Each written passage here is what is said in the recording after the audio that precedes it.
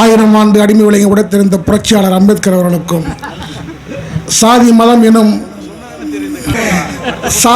எனும் சாக்கடையை மீட்டெடுத்த பகுத்தறிவிப்பாளர் தந்தை பெரியார் அவர்களுக்கும், இஸ்லாமியர்களின் எழுச்சிக்காக இந்த மண்ணில் உயிர் நீத்த புனித பயணிப்பாளர்களுக்கும் எனது புரட்சிகர வீர வணக்கங்களை செலுத்திக் கொண்டு, மேலையில் அமர்ந்திருக்கக்கூடிய ஆளுமைகளுக்கும், இங்கே கூடியிருக்கக்கூடிய தோழமைகளுக்கும், தமிழக மக்கள் கட்சியின் போர்ப்படை தளபதிகளுக்கும், பழனி பாபாவின் புரட்சி படைகளுக்கும் எனது நெஞ்சார்ந்த மாலை வணக்கத்தை தெரிவித்துக் கொள்கிறேன்.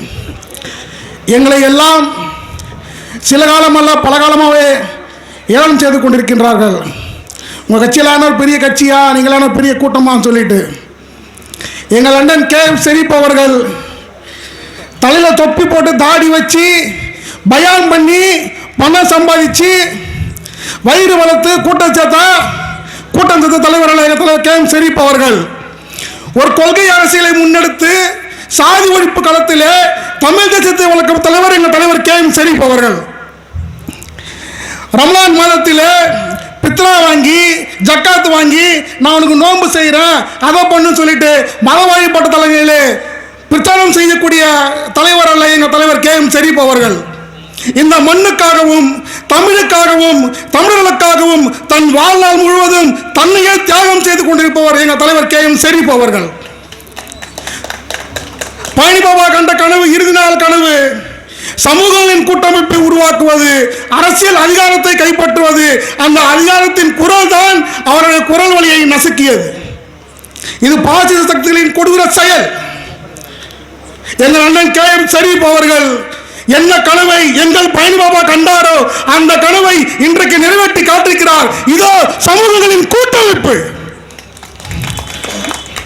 யார் நிறைவேற்றி காட்ட முடியும்? பழனி பாபாவை தொட்டு விட்டாய். KM ஷெரீப் அவர்கள் தலைமறைவாக இருந்த போது சில்வண்டி பத்தி எல்லாம் இங்க மேடல பேசிட்டு போனாங்க.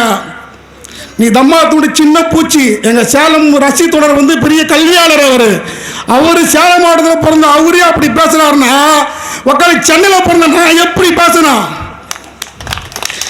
சென்னையில் பிறந்த நான் எப்படி பேசணும்? இன்னைக்கு பெரியாரை பத்தி இழிவா பேசுறான். பிக்காரி நாய்களா, இடுப்புல கோவனை கட்டிக்கிட்டு நீ இந்த சாதி நீ அந்த சாதின்னு சொன்னவனுக்கு மத்தியில சாதி போடாம வாழ்ற ஒரு நாடு இருக்குதுன்னா அது தமிழ்நாடு. அதுக்கு காரணம் பெரியார்.